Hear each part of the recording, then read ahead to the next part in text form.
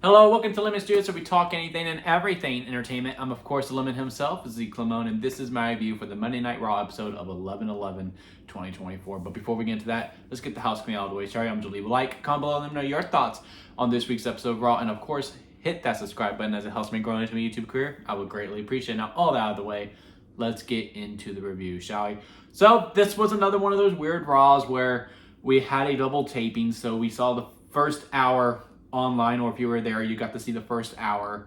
And then when the show started properly for us, y'all were beginning the second hour, and then next week's show has already been taped. And unfortunately, that got spoiled for me because, I went on the line just how my algorithm is. And unfortunately, I just cannot help myself but to go online. And, before we get into the show properly, if you are one of the people who is like, these taped shows suck, I just think, this is going to be the norm moving forward, is that they're going to give their families time off for Thanksgiving. Not families, but the wrestlers time off for Thanksgiving. I do agree. It's a little weird that they did it this week. I think they should have done it next week, so that way the following week on actual Thanksgiving week, it was just both tape shows and they actually had the whole week off. But hey, it is what it is. And, I'm not going to complain for wrestlers to get some rest and that we will be more at 100%. And, their minds could be right and morale is going to be great. Do I prefer if they were just all live? Sure. But, body wears and tears with that. And again, it's the holidays. Let the wrestlers be with their families on who they want to be with. Let them have their rest. It's going to be completely fine. Now, all out of the way, let's get into the show properly. And we'll kick off at the end because there was a lot of discourse, and I did my fair share of it on X or Twitter, whatever you want to call it, about how this week's episode Monday Night Raw ended, where we had this really big cluster of women, kind of like the All-Stars. It really does feel like we got the All-Star teams of heels and faces of the women's division that will be going into the War Games match. I got it confirmed for who's going to be the remaining participant on one team anyway, that I will not talk about in case you did not get spoiled. However, as much as it's a star-studded field of the people that we do know that are in it, right? Bianca, Jade, Naomi, Io, Tiffany, Nia, Liv, who have all had amazing years. And then there's Raquel, who I do think gets too much hate. I am a huge fan of Raquel Rodriguez. I think she is going to be phenomenal. And once she does get the right booking behind her, I think she is someone who has been hurt from booking, but I think she is a good wrestler and a good character. It's just taking us some time to get to that point. And she is like already there in some aspects, but a really who's who within this War Games match. And I will also say, before I get into my criticisms, that I'm sure this match is going to be great. Hell, I will even go as far to say I am pretty sure this will be the better War Games match out of the two that we will have at Survivor Series, because history has shown that the women's match is better than the men's match. Now, the women have a big advantage as they go first. And so, there is completely just surprising all the way through. And, once you get to the second match, you kind of know what to expect, right? So therefore, I think the match is going to be great. I love the stars that are in the match. There is a lot going for it of what we're going to do with the women's War Games match. It's just not needed at all. I think this was probably a year that we could have just had the one War Games match of the Bloodline. And the Bloodline match could just stay 4 versus 4. I don't think we need to add a 5th member. I just think we maybe overthought it this year a little bit. Now, I do think this was originally supposed to be the Pure Fusion Collective versus a team of Lyra Valkyria. Hell, maybe Liv and Raquel was supposed to be in it anyway, and you could have thrown Rhea in there too if Rhea was healthy, for that matter. But I do think that was the original plan, that it was Pure Fusion Collective along with a couple other people, maybe Liv and Raquel, with a team that Lyra Valkyria was bringing up to really bring it on hone in. And this was just one of those, that was just one of those feuds, one of those storylines that really got hurt that Raw went to 2 hours. If Raw was still 3 hours, I think we probably would have seen it through, because there would have been the time to give that. But once Raw went to 2 hours, Pure Fusion Collective was one of the groups that really suffered from that. And sure, they had the match with Damage Control. Dakota Kai is back. and she returned in a very weird manner, I will just say, where like there was no announcement. She just showed up backstage and it was like, oh, wow, Dakota's here. But it was good that the crowd gave her a nice pop when she did get the hot tag. Maybe it was Lyra, Damage Control, again, Rhea, if she was healthy, and then one other person. But with that being said, it just seemed like, hey, we're doing a women's War Games match because, the men have one, so therefore the women have to do one. And it's just, I am worried that we are running to a rut like we did with Hell in a Cell, when Hell in a Cell was a yearly PLE. I think War Games should be in the realm of what Hell in a Cell is now, when the story calls for it. I mean, hell, we'll even go back to 2 years ago when we first did this. I think the women should have been the only War Games match at the first Survivor Series War Games. I don't think we need to do Bloodline versus Team Sheamus. I think it was just added in there because, like, hey, the women have one, so the men get one. The women actually had a story that really needed war, right?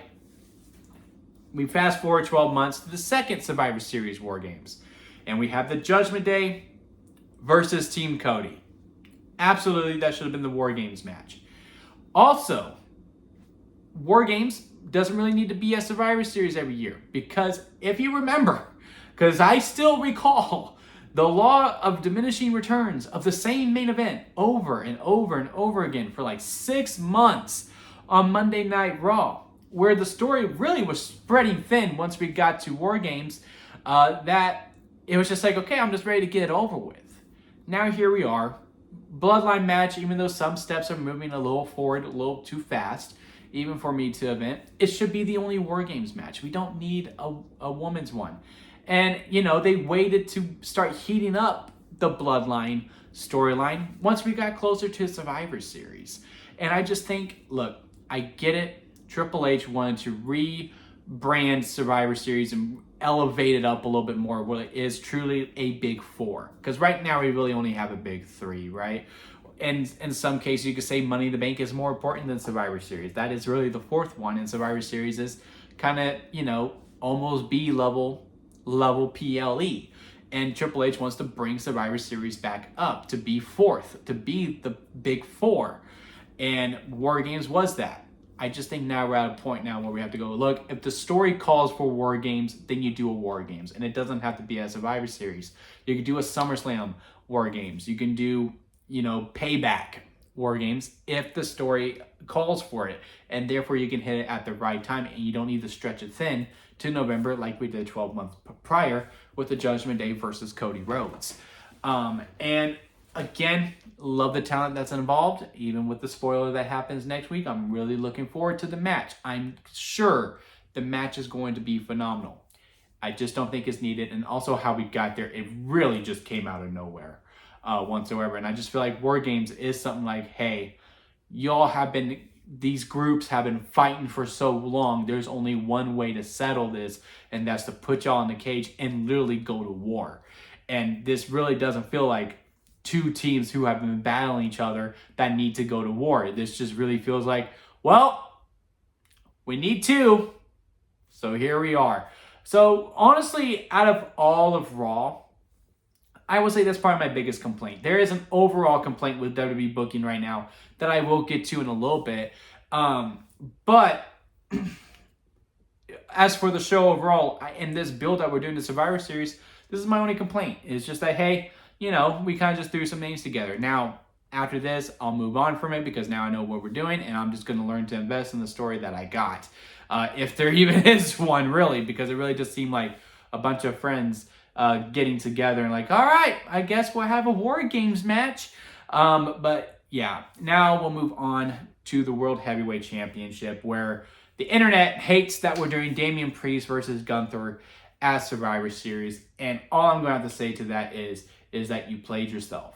I think this is just a case of if Punk versus Gunther doesn't get leaked or it doesn't get rumored, where the internet was like just sold on, yes, all for that World Heavyweight title match, then I think everyone is much more on board with Damien Priest versus Gunther at Survivor Series.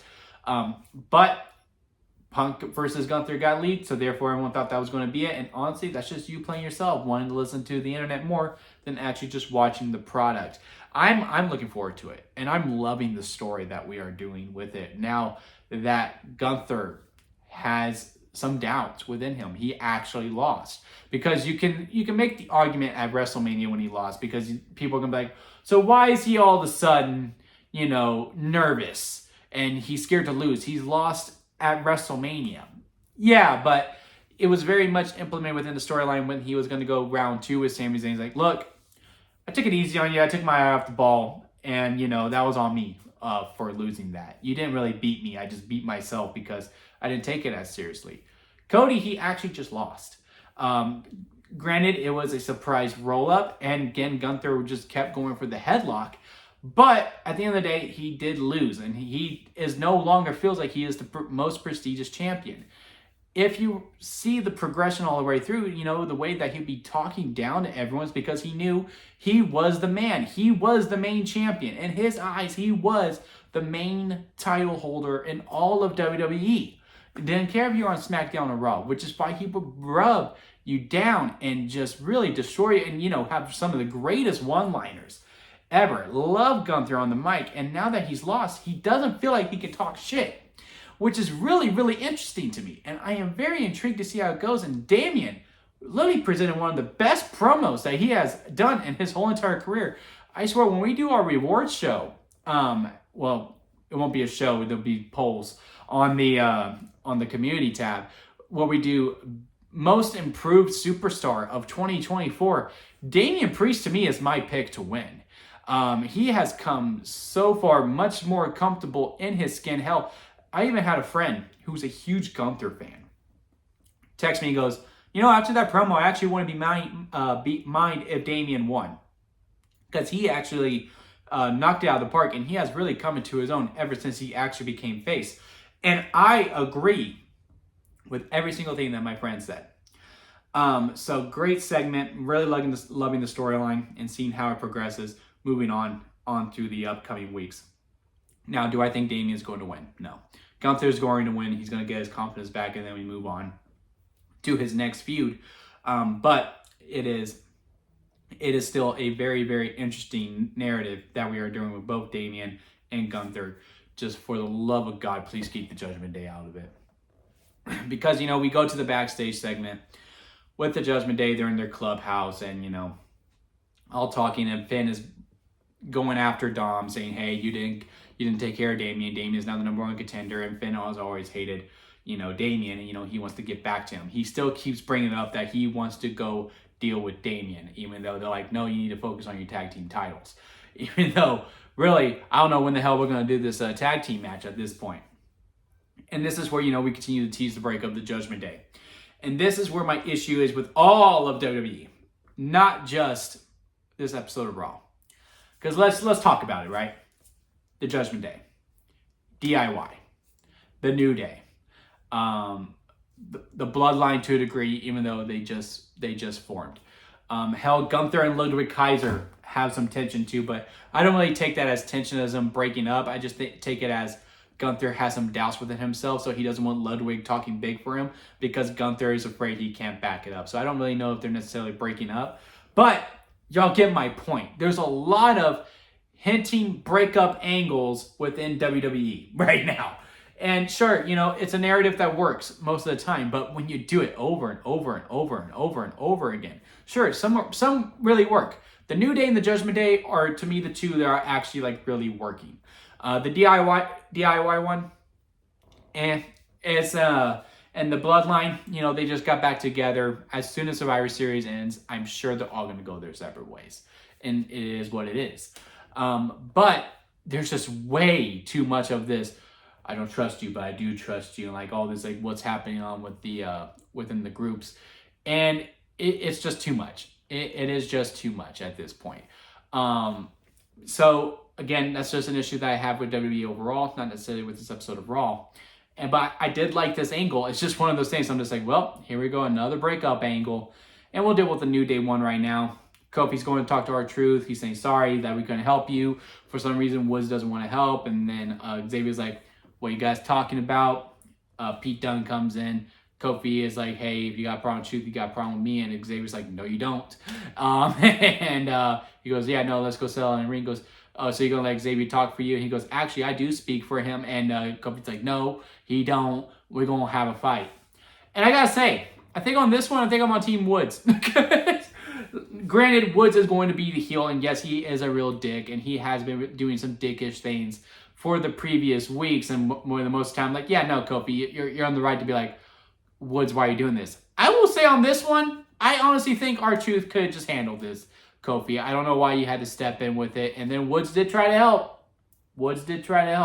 So, I don't know. This one, I think Xavier won, but we are going to continue to build up to this 10-year anniversary, well, where we will either break the New Day up or they will get back in line because Big E will be making his return. Either way, tears will be going down my face. But yeah, again, this is just a case of, hey, good angle. I'm just sick of these breakup teases. Either do it or don't at this point. I'm just kind of over it. But yeah, now what else did we have here? Braun Breaker and Sheamus set up an Intercontinental title match for next week. I'm sure that's going to be fun. That's one of my dream matches. I kind of wish they would prolong this to WrestleMania, where I do actually feel like Sheamus is going to win. It's kind of what happened within the main event, too, with Jade and Bianca versus Liv and Raquel and the tag team titles on the line. Even though with the IC title, we've had, the change of hands a couple times where I do implement like, hey, we could see a title change. For the most part, though, and this isn't even just a WWE problem. This is an all of wrestling problem.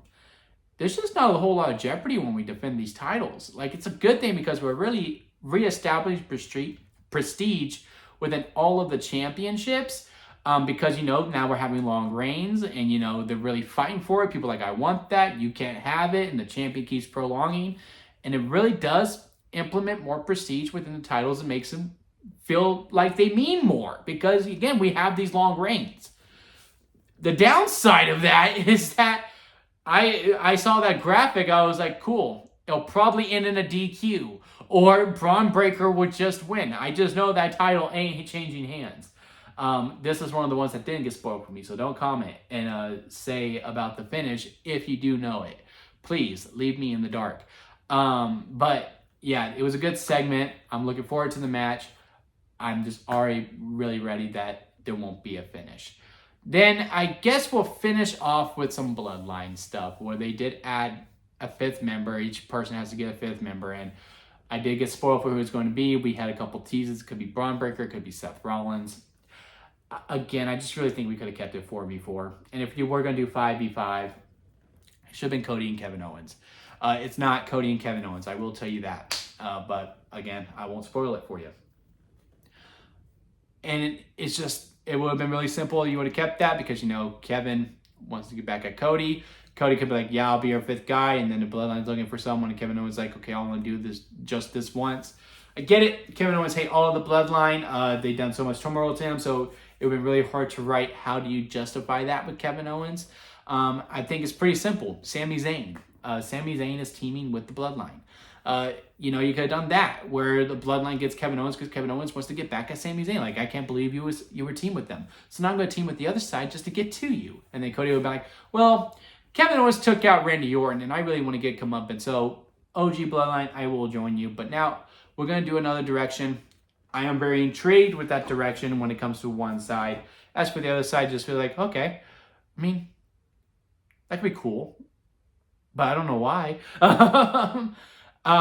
But overall, I just think this Survivor Series, they overthought it. It really felt like, hey, we have to have a women's War Games match. So we're just going to throw all these people together. And, we've always done 5v5 for the men, so we can't change that now. We're not going to keep it 4v4, even though I really do feel like we could have. So overall, this episode of Raw, it was still good. I still had a lot of fun with it. I think there was a lot of good matches. I liked the tag team match, and for what we had, it was a lot of fun shenanigans. I like Kofi versus Pete Dunne, even though, again, there was some shenanigans towards the end. What other matches were on this episode of Raw that I cannot remember whatsoever? Oh, I like the 6 women tag match with Damage Control and Pure Fusion Collective. I'm happy it actually got some time. It was very fun, and it was good to see Dakota get the reaction that she got, and I'm glad she is back and healthy. I feel like there was another match that I just cannot remember for the life of me. But yeah, overall, good episode of Raw. It was just some of the directions. It's like, man, I don't know about that. But this could also just be a case that the honeymoon phase is over when it comes to Triple H booking. It's just, hey, you've done great, and now you finally had a full year where you really were just the man, and you did WrestleMania 40, and that was good. But now it's like, okay, now you're in year 2, really a year and a half, and it's just like, okay, we know your game now, and we just know you can do better. And again, it's just a case of maybe the honeymoon phase is over, and now we are just wanting a little bit more. And I'm pretty sure they'll respond to that. And I'm pretty sure once we get to Mania season, actually, it will pick up again. But yeah, it just feels a little not dull, and it's still very exciting. I'm still very much looking forward to the Survivor Series. It's just we need to tweak some things a little bit moving forward. But yeah, if you made it this far, please leave a like. I would greatly appreciate that. Leave a comment below. Let me know your thoughts on this week's episode of Raw. And again, hit that subscribe button, as I am trying to grow into my YouTube career. 2025 is going to be very, very busy for this channel. If you're really into movies and television, got 7 Marvel shows, The Last of Us Season 2, Stranger Things, and a bunch of other stuff that is heading to this channel on 2025. And hell, we're even going to get started even in December, because we got What If, Creature Commandos, Squid Game Season 2, and we also have all the wrestling content here as well. So yeah, hit the subscribe button for all of that. And until next time, guys, I'll see you here at Lemon Studios.